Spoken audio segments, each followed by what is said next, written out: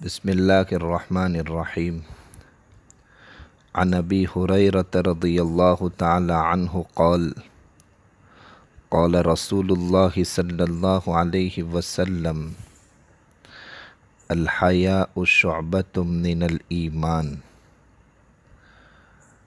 بخاری شریف کی یہ روایت ہے۔ کتاب الادب میں اس روایت کو ذکر کیا گیا ہے۔ اللہ کے رسول صلی اللہ علیہ وسلم نے ارشاد فرمایا کہ الحیاء شعبۃ من الایمان، کہ حیا تو ایمان کا حصہ ہے۔ حیا کی تعریف میں ابو علی دقاق رحمۃ اللہ علیہ فرماتے ہیں کہ یہ اس کیفیت کا نام ہے جو آقا کے سامنے درخواست اور طلب سے آدمی کو باز رکھے، یعنی غلام کو کوئی چیز مانگنی ہو تو وہ شرم محسوس کرتا ہے، اس کو حیا سے تعبیر کیا۔ حضرت جنید بغدادی رحمۃ اللہ علیہ سے کسی نے حیا کے بارے میں سوال کیا تو فرمایا اللہ کی بے شمار نعمتوں اور اپنی کوتاہیوں کو دیکھ کر نفس میں جو حالت پیدا ہو اس کو حیا کہتے ہیں۔ حیا کو ایمان کا حصہ بیان کیا گیا کیونکہ حیا کی وجہ سے آدمی بہت سے گناہوں مثلاً زنا، چوری، گالی گلوچ وغیرہ سے بچ جاتا ہے۔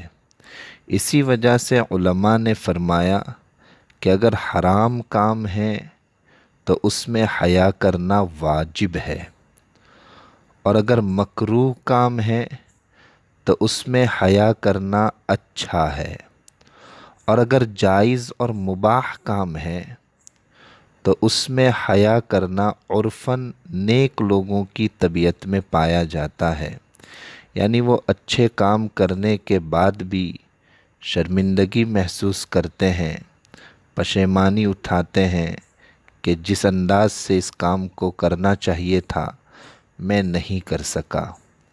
اور جن میں حیا نہ ہو تو اس کو مجنون اور پاگل کہا جائے گا۔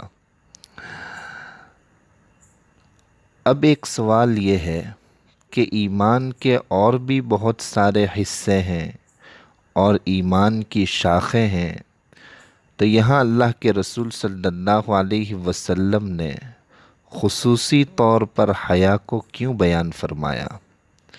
محدثین نے اس کا جواب دیا ہے کہ حیا ہی ایک ایسی چیز ہے جو خوف اور ڈر کی وجہ سے دنیا و آخرت کے ہر بھلائی کی طرف انسان کو لے جاتی ہے اور ہر برائی سے روکنے والی ہے، یعنی تمام امور کو انجام دینے کے لیے حیا ہی سبب بنتی ہے، اس لیے خصوصی طور سے بیان کیا گیا۔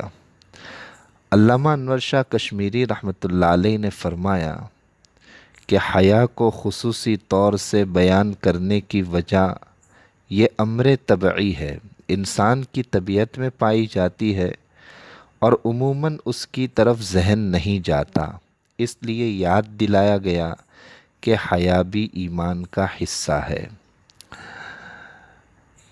ایک عربی شاعر نے الحیاء شعبۃ من الایمان کو اپنے اشعار سے بھی سمجھایا ہے اور اس کی ترجمانی کی ہے۔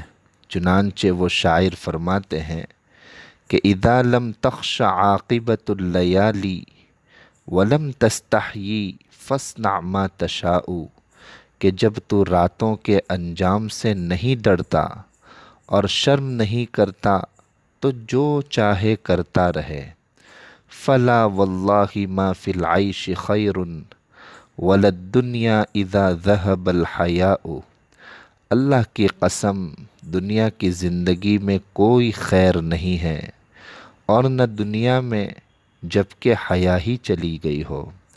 یعیش المرء ما استحیا بخیر ویبقى العود ما بقی الحیاء، کہ آدمی کی زندگی جب تک ہی ہے، جب تک کہ خیر کے ساتھ وہ زندہ رہے، اس کی زندگی میں بھلائی ہو، کیونکہ ٹہنی اور درخت کی شاخ کی بقا اسی وقت تک ہے جب کہ اس کا تنا باقی رہے۔ لہذا خلاصہ یہ ہے کہ انسان کی زندگی میں حیا کو بھی دخل ہے، اور اس حیا کی بھی ہمیں قدر کرنی چاہیے تاکہ اس کی وجہ سے بہت سارے گناہوں سے ہم بچ سکے۔